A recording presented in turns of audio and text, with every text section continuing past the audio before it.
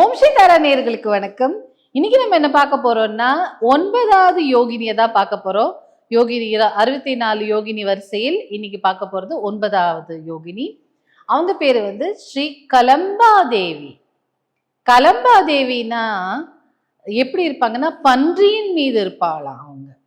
ஏன் பன்றியின் மீது இருப்பான்னா நிறைய பழங்குடியினர்கள் இவளின் வழிபாட்டை எடுத்திருக்காங்க. அப்ப பழங்குடியினரோட பெரிய ஃபெஸ்டிவல்னு பாத்தீங்கன்னா இந்த பன்றியை வேட்டையாடுதல் அப்படிங்கிற ஒரு ஃபெஸ்டிவல் இருக்கும் இல்லையா. ஸோ அதனால அவங்க அந்த பன்றியை ஒரு வாகனமாகவோ இல்லை ஒரு சீட்டாவோ யூஸ் பண்ற மாதிரி ஒரு சிற்ப வடிவம் தான் இருக்கும். அதை தாண்டி இவங்களுக்கு 2 கைகள் தான். நிறைய அம்பாளுக்கெல்லாம் பார்த்தீங்கன்னா 4 கை இருக்கும், 6 கை இருக்கும், 10 கை இருக்கும். அந்த மாதிரி இல்லாமல் உங்களுக்கு 2 கை தான். அந்த 2 கையில ஒரு கையில வில்லை நல்லா வளைச்சு பிடிச்சிருக்கிற மாதிரி தான் இருக்கும். ஆனா அம்பு இருக்காது. இப்ப ஏன் அந்த மாதிரியான ஒரு வடிவம் இருக்கு அப்படின்னு பாத்தீங்கன்னா, நம்ம அந்த வில்லு நம்ம உடலாகவும் அம்பு நம்ம மனதாகவும் இருக்கு. அப்போ நம்ம மனதை அவளிடம் செலுத்தும் போது அந்த வளைஞ்சு பிடிச்சிருக்கா இல்லையா வில்லு, அப்போ அது நம்ம மனமே அதுக்கு அம்பாக மாறும். அப்ப மாறும்போது அந்த அம்பை எதுக்காக யூஸ் பண்றோம்? அது நல்ல வில்லை எவ்வளவு தூரம் வளைக்கிறோமோ அவளுக்கு அந்த அம்பு இப்ப இருக்கும் இல்லையா, நல்லா இழுத்து விடுவாங்க. அப்போ அந்த அவ வளைச்சு பிச்சுன்னு இருக்க அம்புல வில்லுல நம்மளோட அந்த அம்பு நம்ம மனமா இருக்கும்போது குறிக்கோள்ல ஈஸியா போய் அடைஞ்சிடலாம் அப்படிங்கிற ஒரு எண்ணம் தான். பிளஸ் இது பழங்குடியினர் யூஸ் பண்ணதுனால அவங்க என்ன சொல்றாங்க, இந்த அம்பாளுக்கு எப்படி ஒரு இந்த மாதிரி கலம்பா தேவின்னு பேர் வந்ததுன்னா, கடம்பா அப்படிங்கிறதுக்கு வில் என்று பொருள் உண்டு பழங்குடியினரோட லாங்குவேஜ்ல. அப்போ ஒருவேளை இது மருவி களம்பான்னு வந்திருக்கலாம் அப்படின்னு ஆய்வாளர்கள் சொல்றாங்க. நமக்கு அது அந்த ஆராய்ச்சிலாம் வேண்டாம், நம்ம கலம்பா தேவியே சொல்லிக்கலாம்.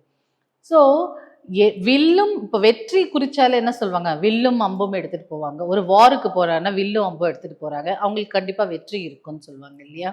ஸோ வில்வித்தை யாருக்கு நல்லா அந்த காலத்துல எல்லாம் வில்வித்தை பயிற்சி யாருக்கு நல்லா இருக்கோ அவங்க கண்டிப்பா அந்த வார்ல வின் பண்ணிடுவாங்க இல்லையா.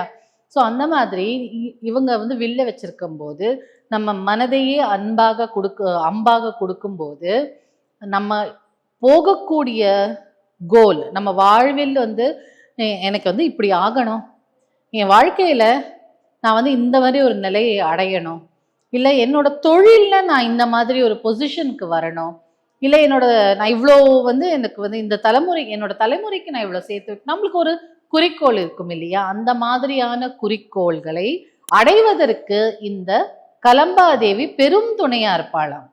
கருணையே உள்ளம் கொண்ட இந்த கலம்பாதேவியை யாரெல்லாம் மனதார பூஜிக்கிறாங்களோ அவங்களுக்கு அவங்களுடைய குறிக்கோளை, அவங்களுடைய ஆசையை, அவங்களுடைய எண்ணங்களை நிறைவேற்றக்கூடியதான தேவி தான் இவள்.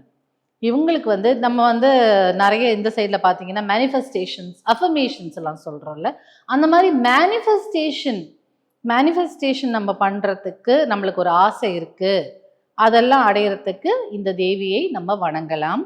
உங்களுடைய அஃபர்மேஷன்ஸோ மேனிஃபெஸ்டேஷன்ஸோ இந்த கலம்பாதேவியை நினைச்சிட்டு நம்ம நிறைய சொல்லியிருக்கோம். இந்த பேப்பர்ல நீங்க உங்களோட ஆசைகளை எழுதுங்க, இந்த கோடை போடுங்க அப்படின்லாம் சொல்லியிருக்கோம் இல்லையா. அப்போ அந்த மேனிஃபெஸ்டேஷன் பண்றதுக்கு முன்னாடி, அதை எழுதுறதுக்கு முன்னாடி இந்த அம்பாளை ஒரு நிமிஷம் தியானிச்சுட்டு அதுக்கப்புறம் நீங்க எழுதினாலே போதும்.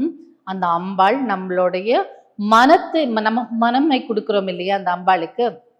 அப்ப அந்த வளைந்த வில்லினால் நம்ம மனம்ங்கிற அம்பு இருக்கும்போது போகக்கூடிய குறிக்கோள் போகக்கூடிய டெஸ்டினேஷன் ஈஸியா போய் சேர்ந்துடலாம் அவளோட அருள் இருந்தால்.